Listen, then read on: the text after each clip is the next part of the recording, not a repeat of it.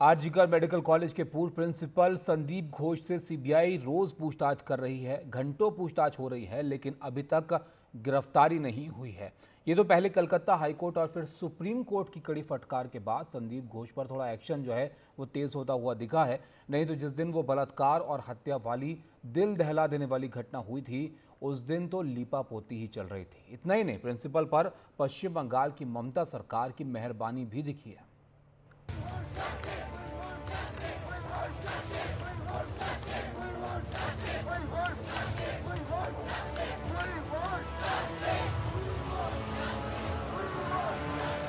We want immediate action. We want the rapist to hang to death. Kolkata बलात्कार और हत्याकांड से चर्चा में आए आरजीकर मेडिकल कॉलेज के पूर्व प्रिंसिपल बुधवार को फिर से सीबीआई के दफ्तर पहुंचे।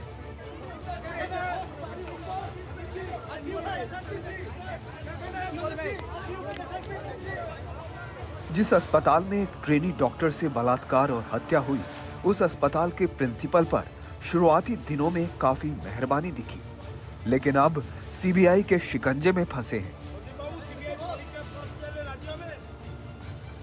फिर भी सवाल है कि कब होगा आरोपी प्रिंसिपल गिरफ्तार। हमारी सीबीआई से यही मांग है, जल्द से जल्द हम कल्प्रिट को हमारे सामने लाए। The case was handed over on Monday and today it's Wednesday. So it's almost been 9 days we have not seen the culprit. So we want immediate action. We want the rapist to hang to death. और जो authorities के time में ये हुआ है, उनको proper responsibility लेना पड़ेगा। जिन्होंने भी ये काम किया उनको सजा मिलना चाहिए।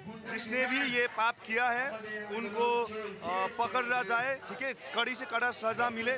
दोषियों को कड़ी से कड़ी सजा दी जाए, जो समाज के लिए एक सिंबल बन जाए कि ऐसी घटना की दोबारा पुनरावृत्ति ना हो।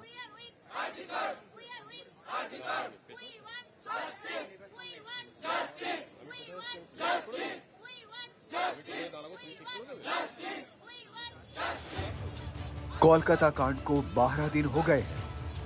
इन 12 दिनों में एक परिवार की पूरी दुनिया बदल गई, माता पिता की पूरी दुनिया उजड़ गई। इन 12 दिनों में दूसरी महिलाओं के अंदर ये सवाल खौफ बनकर घूम रहा है कि उनकी सुरक्षा की गारंटी कौन देगा। लेकिन इन 12 दिनों के अंदर प्रिंसिपल संदीप घोष पर क्या हुआ? कॉलेज में बलात्कार और जघन्य हत्या की घटना के बाद प्रिंसिपल ने इस्तीफा दिया, तो उसे 6 घंटे के भीतर ही क्यों दूसरे अस्पताल में प्रिंसिपल बनाकर भेज दिया गया? बलात्कार हत्याकांड में एफआईआर दर्ज कराने में काफी देरी करने वाले प्रिंसिपल पर भी एफआईआर तुरंत क्यों नहीं हुई?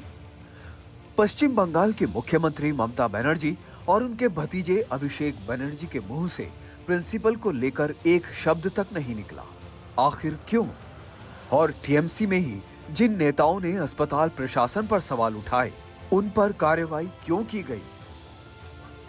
दरअसल उस दिन दहलाने वाली घटना के बाद ममता बनर्जी ने तो कोलकाता में विरोध मार्च किया था और कहा था कि दोषियों को फांसी की सजा हो।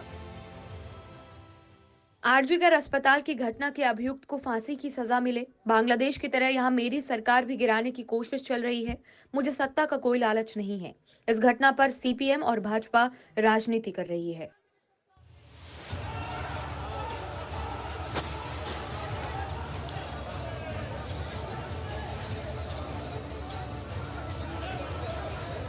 फिर 14-15 अगस्त की रात को आरजीकर अस्पताल में जिस तरह से हिंसक तोड़फोड़ हुई, उसके बाद ममता बनर्जी की पार्टी में नंबर 2 माने जाने वाले टीएमसी महासचिव अभिषेक बनर्जी ने एक ट्वीट किया था कि पुलिस राजनीति का रंग देखे बिना 24 घंटे के अंदर सारे अभियुक्तों को गिरफ्तार करे।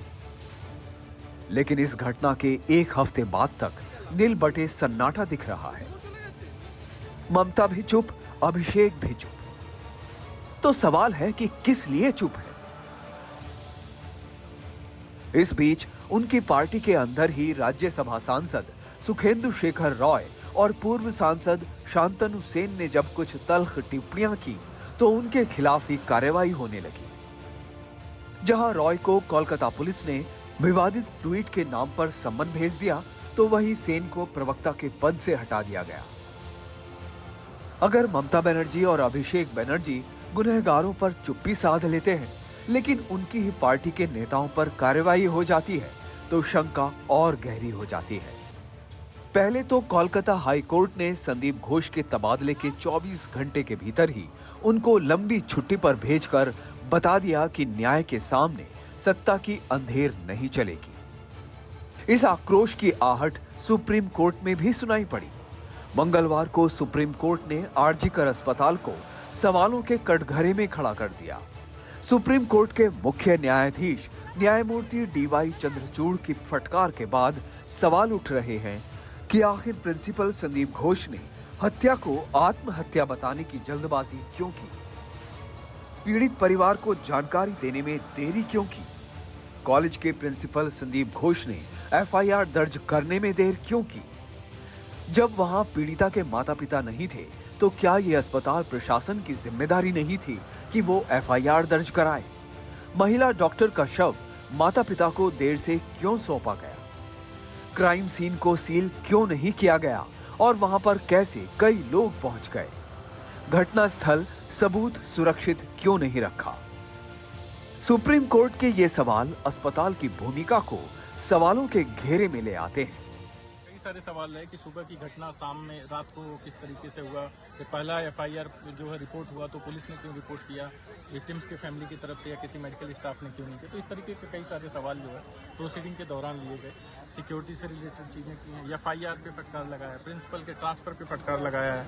ये कई सारी चीजों को उन्होंने मद्देनजर रखते हुए सवाल किए हैं और नेक्स्ट डेट पे सीबीआई से उन्होंने रिपोर्ट मांगी। इस बीच संदीप घोष की कार और मोबाइल को सीज करके सीबीआई जांच को अगले स्तर पर ले जाना चाहती है। अब संदीप घोष की गर्दन सीबीआई की जांच के फंदे में फंसी है। सीबीआई उनसे पिछले 6 दिनों से पूछताछ कर रही है। अस्पताल में उनकी अनियमितताओं की जांच के लिए सुप्रीम कोर्ट ने टास्क फोर्स का भी गठन किया है। एनडीटीवी को मिली जानकारी के मुताबिक संदीप घोष पूरी तरह सहयोग नहीं कर रहे हैं। कमाल देखिए कि कोलकाता पुलिस ने भी संदीप घोष को मंगलवार को समन देकर बुधवार दोपहर तक पूछताछ के लिए बुलाया था। सवाल है कि जब सीबीआई जांच कर रही है, तो अब कोलकाता पुलिस को होश कैसे आया है, जबकि सुप्रीम कोर्ट कोलकाता पुलिस को भी फटकार लगा चुकी है। 14-15 अगस्त की रात अस्पताल में तोड़फोड़ की घटना के बाद पुलिस की भूमिका पर सवाल उठा, फिर भी कोई कार्रवाई नहीं हुई। लेकिन सुप्रीम कोर्ट की फटकार पड़ी तो कोलकाता पुलिस ने 24 घंटे के अंदर ही 3 पुलिस वालों को सस्पेंड कर दिया। इनमें 2 एसीपी और 1 इंस्पेक्टर शामिल हैं। इन तीनों पर ड्यूटी के दौरान लापरवाही बरतने का आरोप है, क्योंकि अस्पताल में तोड़फोड़ के वक्त इनकी तैनाती अस्पताल में ही थी। साथ ही सुप्रीम कोर्ट ने सीआईएसएफ को अस्पताल की सुरक्षा का जिम्मा सौंप दिया। लेकिन अब उन पर गिरफ्तारी की तलवार लटक रही है। 30 से अधिक लोगों को सीसीटीवी के आधार पर उनको गिरफ्तार किया था, तो अब सीबीआई उनको रिमांड पर लेके उनसे पूछताछ कर रही है और साथ ही साथ पूरे वीडियो को देख रही है कि क्या इसमें कुछ और लोग हैं जो छूट गए हैं या इसके पीछे की क्या साजिश है। ये लड़ाई इंसाफ की है, जिसमें सवाल मुख्यमंत्री ममता की तरफ जाता है कि उनके राज में एक बेटी को इंसाफ कब मिलेगा। कोलकाता में मनीष कुमार के साथ सौरभ गुप्ता की रिपोर्ट, एनडीटीवी इंडिया के लिए। जिस ट्रेनी डॉक्टर के साथ बलात्कार हुआ, हत्या की वारदात हुई, उसके डायरी के पन्नों में क्या लिखा था, आपको दिखाएंगे एक ब्रेक के बाद।